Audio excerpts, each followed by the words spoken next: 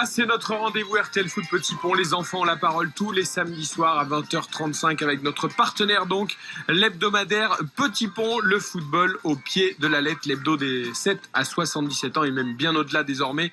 Je vous montre la une sur la caméra de RTL.fr du numéro 105 avec bien sûr encore Diego Maradona, nom de Dieu. Diego au Paradix. Voilà. Diego Il Armando y a plein de choses Maradona à découvrir. Je vous poserai d'ailleurs quelques questions tout à l'heure. Moi, je me feuillette ça avec grand plaisir chaque semaine. Et il y a plein de choses intéressantes. Mais d'abord, les enfants, c'est le concept de ce rendez-vous du samedi soir. Les enfants qui évoquent l'actualité du football. Et évidemment, cette semaine a été marquée par l'incident, les supposés propos racistes du 4e arbitre du match Paris Saint-Germain-Başakşehir Istanbul mardi soir. On a vu tous ces images. Nous étions, nous, en direct. Nous avons commenté avec Philippe Sansfourche, avec ces joueurs qui quittent la pelouse, qui rentrent au vestiaire, qui ne reviendront pas. Le match se disputera seulement le lendemain à 19h. Question a été posée aux enfants. Cet arrêt du match, était-ce la bonne décision? Eli, 12 ans. Adil, 12 ans. Paul-Henri, 12 ans. Nino, 12 ans. Alan, 12 ans. Sacha, 11 ans. Gaston, 11 ans. Il n'y a pas à dire ça. Comme il a dit Dembaba, il a dit quand il y a un blanc, il dit ce jeune homme-là. Quand c'est un noir, il dit. Voilà. S'il est en train de m'interpeller, de dire noir, c'est raciste. Comme si moi j'appelais quelqu'un qui est blanc, je disais blanc, viens. C'est pas. Ouais, voilà quoi. C'était normal aussi que le match il s'arrête. Quand je vois ce qu'ils ont fait, les gens du PSG, Başakşehir, ils étaient solidaires entre eux, j'aime bien ça, parce que ça se trouve, il n'y aurait que les gens de Başakşehir qui auraient dit nous on joue pas, et Paris aurait dit on continue. Là, Kipembe, Mbappé, Neymar, ils ont dit on arrête. Ils avaient raison. Je les félicite. Mbappé et Neymar, et Kipembe et Dembaba. Tout le monde est parti. C'est pas 3 joueurs qui font, c'est toute l'équipe. Après pour les arbitres, en fait je leur viré tout court définitivement parce que ça se fait pas ce qu'ils disent. Je pense que pour ça, il devrait avoir une suspension d'arbitrage. Il y a ça, normalement, c'est la prison. Mais bon. Et j'espère que ça servira de cas de figure pour montrer aux jeunes arbitres de pas le faire. Le racisme, c'est quand même... Au fond, il y a beaucoup de racisme. Normalement, il devrait même pas en avoir. C'est des joueurs comme tout le monde, c'est des humains, tout ça. Je sais pas pourquoi il dit ça. Il va autre part, mais en tout cas, il peut plus être arbitre. En Champions League, si je me trompe pas, on n'a jamais vu un arbitre noir, je crois. La discrimination. Le président. C'est vrai qu'aussi, il n'y a pas beaucoup d'entraîneurs qui sont blacks. Moi, je voudrais passer un message. Si vous pouvez mettre des arbitres noirs ou des arbitres arabes, ça serait bien. Voilà le point de vue des enfants. Alors pour eux, il fallait en effet arrêter ce match. C'est la bonne décision. Ils ont été très marqués par la solidarité des deux équipes. Et alors après, cette petite phrase, mine de rien, qui nous interroge, qui nous interpelle, on a tous fait froncer un peu les sourcils. C'est vrai qu'on cherche des arbitres de couleur noire, allez, on va le dire, il ne faut pas avoir peur des mots quand même, en Ligue des Champions. J'avoue que je sèche. J'ai pas souvenir. Alors je veux pas moi, dire j'ai pas le souvenir non plus. Moi, hormis la Ligue des Champions asiatiques et hormis les arbitres lors de des Coupes d'Afrique des Nations ou autres, mais c'est vrai qu'en Europe, j'ai pas le souvenir. Et c'est vrai que même au niveau des entraîneurs, alors il y en a, mais bon, il y en a quand même pas non plus pléthore. C'est vrai. C'est à l'image de la société. En France, on passe évidemment Antoine Camboiré. De toute façon, c'est ce qui se passe dans les entreprises, c'est ce qui se passe. Quentin a raison. Pour le coup, le football est le reflet de la société. Exactement. Et il y a beaucoup de personnes qui estiment que dans les personnes qui dirigent les postes très haut placés, il y a quand même très souvent des personnes de couleur blanche et très peu de personnes de couleur. Mais je trouve que ce souhait des enfants de voir plus d'arbitres et d'entraîneurs de couleur ou qu'ils soient noirs, arabes, peu importe, c'est quelque chose à écouter. Il y a quelque chose de très intéressant et pour le coup, c'est une parole innocente puisque c'est une parole d'enfant. Mais à un moment, il y a un enfant qui dit qu'il faudrait qu'il y ait plus d'entraîneurs black. Et il désigne la couleur. Donc c'est pour ça que... après, à un moment, t'es obligé d'utiliser le mot, quand même. C'est pour ça que ce qui s'est passé cette semaine, en dépit de tout, était un débat de société qui pouvait être intéressant, puisque désigner quelqu'un par sa couleur ou quoi que ce soit, ça peut offusquer, mais c'est également un tic de langage. Et ça commence dès le plus jeune âge.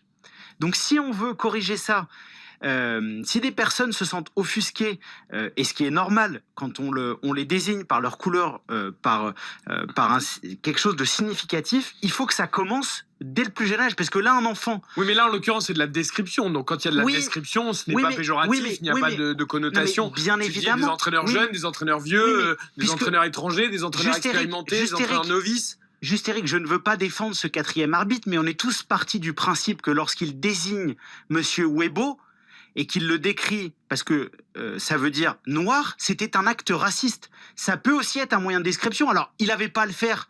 Non, mais il n'avait pas à le là, faire. tout de suite, tu tombes dans quelque chose qui peut être vite interprété, alors que quand Mais tu bien dis, sûr. il y a peu d'entraîneurs blacks, bon, bah, c'est un fait. Oui, Tu oui, désignes mais juste c'est une pour ça. description. C'est pour ça. Je suis pas. J'estime simplement que c'est un débat intéressant, puisque. Sémantique, là, pour le coup. Non, mais c'est de la sémantique. Oui, bien et il sûr. faut accepter que même à travers une sémantique, ça puisse offusquer des gens et qu'il faut changer donc, par conséquent, cette Mais sémantique-là. après, il faut aussi peut-être de temps en temps accepter la sémantique, parce qu'il n'y a pas non plus 40 façons de décrire Mais quelque chose. c'est pour ça que c'est complexe. Mais quand tu décris quelque chose, d'accord, quand tu désignes une personne, c'est un peu différent. Il y a quand même aussi la possibilité tout simplement de se rapprocher de la personne et de Oui. quitte à tirer l'arbitre, quitte à la c'est montrer du cette doigt et personne-là dire qui voilà, surtout c'est lui. Dans le Voilà, cadre du 4e arbitre, il avait juste à bosser son match et savoir que le 3e assistant de l'Istanbul Başakşehir, c'était Monsieur Webo.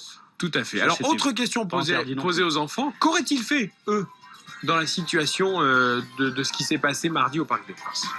Si ça m'arrive, on va. Ça m'arrive en U11. Moi, je vais chercher le coach et je lui dis de calmer l'arbitre. Sachant que connaissant Abdel, ça risque pas d'être bisounours. Franchement, je vais être choqué parce que j'ai pas l'habitude. Je vais être choqué. Déjà, je vais dire à l'entraîneur, on va faire comme pour le match Paris-Istanbul. Moi, j'aurais tout fait pour qu'il me respecte. Par exemple, jouer bien, tout ça, avoir de l'agressivité. Moi, même je suis pas noire, mais je pense que j'aurais montré, genre s'il me dit ça, je dis rien. Mais quand je serai sur le terrain, je vais montrer je suis qui, je vais leur rentrer dedans jusqu'à qu'ils se blessent. Sur le coup, moi, je serais allé vers l'arbitre et j'aurais un peu taffé, quoi. Si quelqu'un me dit ça, moi, je vais montrer l'exemple sur le match que même s'il me dit ça, bah je reste solide. Bah, en fait, c'est normal. Tu vas réagir, tu vas pas aller lui casser la bouche non plus. Tu vas attendre à la fin du match. Après, s'il veut, l'arbitre, tu t'expliques avec lui. Si il veut pas s'expliquer, tu t'en fiches. Non, on va pas. Ça va pas t'atteindre dans toute ta carrière. On arrête de jouer si on change pas d'arbitre. Ouais, je fais exactement la même chose que genre. Il y a des fois, il y a des mauvais comportements dans les professionnels, donc faut pas les prendre comme modèle au point. Genre, faut pas tout faire exactement comme eux, mais faut prendre le positif de ce qu'ils font et le prendre comme modèle. Moi, je dirais au coach, si on sort pas l'arbitre, bah, j'arrête de jouer. Voilà, c'est un peu d'ailleurs le message qu'ont fait passer les joueurs, et notamment Kylian Mbappé, Presnel Kimpembe ou Neymar, lors de la rencontre face à Başakşehir. Il y a quelque chose de très symbolique, messieurs. Je ne sais pas si vous avez entendu, mais Dembaba racontait une anecdote, un échange avec Enzo Crivelli. On en avait parlé déjà il y a plusieurs semaines. Ils sont très proches, les deux. Et quand ils étaient dans le vestiaire, on se souvient de cette image des joueurs du Paris Saint-Germain dans le couloir. Dembaba avait le souhait de revenir main dans la main avec les joueurs du Paris Saint-Germain sur la pelouse, de rentrer et de ressortir aussitôt. Et Enzo Crivelli l'a regardé, il lui a dit non, de manière très virulente. Il lui a dit il est hors de question que je ressorte sur le terrain. Ce qui vient de se passer est trop grave. Il est hors de question que je ressorte de ce vestiaire et que je retourne sur le terrain. Et je trouve cette position très forte. Et voilà, ça veut dire beaucoup de choses. RTL Foot Petit Pont en partenariat donc avec l'hebdomadaire Petit Pont à lire cette semaine. Alors, il y a plein de choses intéressantes, hein, comme chaque semaine à lire dans Petit Pont. Je sens que tu vas nous faire un quiz. À vous abonner, journalpetitpont.fr sur Internet. Non, mais La par petite exemple, question. l'histoire du tatouage de Lucas Digne. Tu sais que Lucas Digne a un tatouage I will never walk alone. Ouais. Ouais. Et donc évidemment, bah, il joue à Everton. il se peut pas. Même si c'est pas exactement la il se même peut pas, phrase, ça fait plus penser aux Reds de Liverpool. Et en fait, ça n'a rien à voir, hein, ni avec Liverpool, ni avec Everton. Il s'est expliqué, Lucas Digne, sur ce tatouage.